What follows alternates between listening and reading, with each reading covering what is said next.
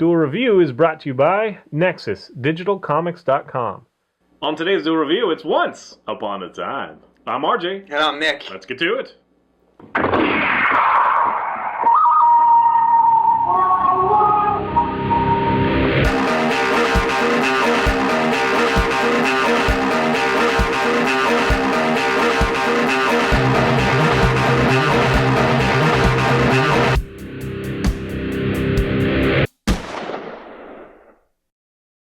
Hey everybody, today is November 7th, and we're taking a look at the TV show Once Upon a Time. That's right, and the full title is Once Upon a Time. I know it says that once, but I think Upon a Time is somewhere written down there, somewhere small. But yes, it came out in 2011, and it's an ongoing series. I think it's on Series 2, yeah. Season 2 is what I meant to say. Yep. Magic is back. Huh? Continue. Okay. And the creators are Adam Horowitz and Edward Keatsis, who were the creators of, well, maybe not the creators, but they were the directors, or shoot, I wrote down creators instead of directors. I think they're the directors of Tron, Legacy, and Lost. So no, they were the creators. They were the ones who created. Yeah, them. there's a lot of writers from Lost. Yeah. So there you go. So yeah, the story essentially follows a fairy tale land world where all of our great fairy tales. This is a Disney show, so all the Disney kind of cartoons it's mixed into is thrown in there, including 101 Dalmatians, which I loved. I was like, as soon as they said Pongo, I was like, oh my god, oh yay! I love that. Because, well, 101 Dalmatians was always my favorite Disney film because Cruella de Vil is the ultimate... Well, yeah, and she hasn't shown up yet, so that's the one that... Yeah, I'm hoping she comes. Yes. But yeah, she's like the ultimate villain. So you have the fairy tale land and the evil queen, Regina, who hates Snow White for whatever reason, and I can't really get into it. And so she puts a curse which sends everyone in the fairy tale world to a small town in Maine. What was it? Storybrooke. Right. Storybrooke. Storybrooke? Yep, you're right. Thank you. So they all go to Storybrooke. Unbeknownst to the queen, Snow White and Prince Charming had sent their firstborn child through a gate to protect that child. And we follow her story as she unravels the mystery of Storybrooke and saves her family. Basically everybody that ended up in Storybrooke has amnesia, doesn't know who they are, so they just think they're a regular human, whatever. Right. So they sent their child to escape that magic, and so when she grew up, she'd have a chance to also come in and out, because nobody in Storybrooke can leave Storybrooke. Yeah, once you're in Storybrooke, you're screwed. No, I'm sorry. You're the character. Yeah, if you were teleported to, So she can come freely as she, whatever. And she grows up on her own, she's abandoned and is kind of sad, she's been in orphanages and foster families and whatever, and she ends up being a bounty hunter kind of thing. Yeah. Bail bondsman kind of gal. So she can take care of her own a little bit. But anyway, so she stumbles upon, she's drawn into by the little boy who is her son. Right, that she adopted, or she gave up for adoption. And he also can kind of, come and go as whatever. But I don't know how, maybe there'll be more story on how he was placed in Regina's care. But it's basically Regina, the evil queen, who is now the mayor of Storybrooke. And knows that she's the evil queen. Yeah, well, she retains her memory, as does, we're not sure at first, but as does, I guess I'll go ahead and... Mr. Gold. Yeah, Mr. Gold, who is also...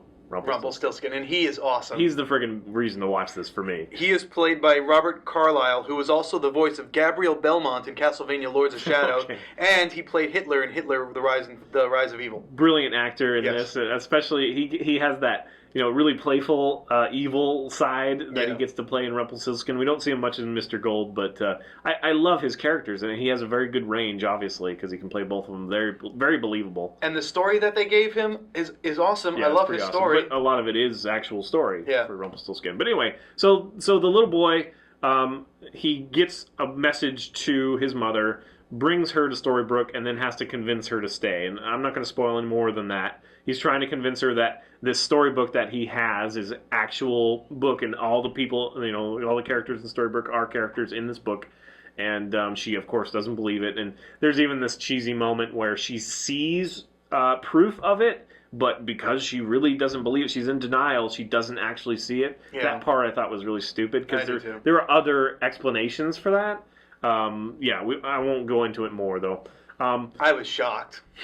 It's a lot of fun. Yes. It really is a lot of fun. I was very skeptical about this series because I was like, oh, story people in real world. Fairy tales, although you like fairy tales. I do. But that's kind of been done, and I've always been disappointed about like those movies, and I forget the movies that I've seen where they did it, and it was just like, oh, that's just so stupid. But with this one, they took their time, they did it right. There's definitely this series some is great. cheese to it. Yes. I don't like it as much as you, apparently. It's got that fairy tale cheese, which is just fun cheese. Well, it's one that my wife and I can watch together, which she's not into horror films, she's not into anime, she doesn't like action because she gets stressed out, whatever. So this has enough for me to like, and it still, she likes it a lot, enjoys the character. There's this kind of bumper screen in the woods, like a foggy woods, and it usually shows a character or something related to what characters are going to crop up in that episode. Right. So she has a lot of fun doing that. Of course, some of them are just too easy. I almost wish they didn't do it, like the carriage from like Cinderella or whatever. That's pretty recognizable. Or even the Seven Dwarfs just kind of walking through the forest. It's like, I wonder what this is about. Exactly. But I guess some of my favorite episodes, I like the Hansel and Gretel one, was kind of fun. And that's the thing, is they have the real world setting where they're trying, you're following the girl and the kid trying to figure out what's going on, and then you have constant flashbacks to the other world. So when you meet the Mad Hatter, you get his little story in the other world. Rumpelstiltskin, you get plenty of stories with him in the other world. So you have this kind of costume period piece as well to follow. So it does have a lot of fun. Now, there are some like bad green screen, like I can tell that they're just on a green screen set and all the backdrop is painted or whatever. And it's just kind of ABC stuff, regular TV stuff. So if they'd spent a little bit more money, it would be even cooler. But it's awesome. But it is pretty awesome. Yeah. And the magic is it's pretty good as far as magic goes. I'm usually pretty tough on that, I'm not really convinced by magic, but it's pretty good. It's fun. Yeah. It's fun. And the characters, they're just great. The dwarves are not dwarves, but... Yeah, but they still act like dwarves, I guess. And the fairy changes from, there's some things that are just kind of like, what? Yeah, that doesn't really work, but it's okay. I do like... There are a few things that mislead you. I do like Grumpy and his story. I like the guy who plays Grumpy or Leroy. He does a great job. Yeah, he does. I love him. And the other character to really watch, the one that I instantly love, is Regina herself, the evil queen. I love what she does with the character. She's badass, but she's like, oh, but I really have a heart, or do I? Yeah. She does it well. She has more emotion in the second season, which I'm not sure I like as much. I really like her as the cold whatever. The second season, basically, I don't want to spoil anything, but it kind of, everybody's aware of what's going on now. And so now we're in a different world where we have to deal with that. Right. And there are a couple more, characters introduced. So you get this steady reveal of characters. Until the end of season 1, pretty much everybody in the town is already known as their character, just about. Yeah. And then, so now we start going back to the old, I forget what they call it, the fairy tale world, and they start revealing a few more characters. And some of the characters that they choose are like, but it's Disney. So that's the only hint I'll give you. Yeah. I also in season 1, I really wanted to know who Dr. Wales was. Dr. Whale. I know who he is. I didn't know who he was, and it was killing me because if you know Dr. Whale, he was in Alias and he was in Heroes. He was the one that Hiro Nakamura went to go see in the past. That guy, the one with the freaking symbol. Do you still not know who he is? No, I know now, but I was like, who is he? I gotta know. Well, because we were like, Dr. Whale. Like White Whale. Yeah, White Whale. Is he Monstro? Is he White? Yeah, I was thinking that he was the one. Yeah, is that Monstro, the one that swallowed the kids in Pinocchio? Yeah. That was Monstro. And I was like, I need to know, but now that I know, I'm like, oh, that's even better. That's awesome. I like that. So that was really cool. Yeah. Yeah, and that episode's kind of fun too. Yeah, I don't know. I really enjoyed the season 1 more than season 2, but season 2 is still like halfway through, so it's not. So is there anything There's else? still a lot of potential. No, it's a good one to check out. Again, it's a little bit cheesy, but it's family friendly and a lot of fun. Right. What I wanted to say about Regina was that she reminded me of a character from The Pretenders, Miss Parker. And Pretenders, I don't know if you guys seen The Pretender. It's The Pretender is what it's called. That was really good. I really enjoyed that series. But Miss Parker really sold it. I was always, like, she's a bitch, but she's cool and she's very attractive. And I was like, crap. Do I like her? Do I hate her? I don't know. Oh, that brings me up another. My wife loves some of the costuming. Like everything Rumpelstiltskin has on is awesome. I like it too.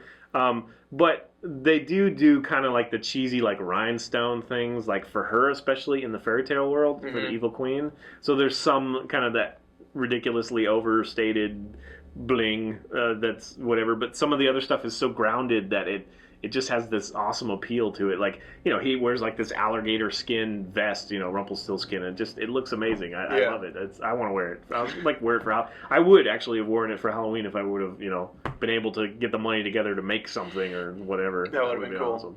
All right, guys.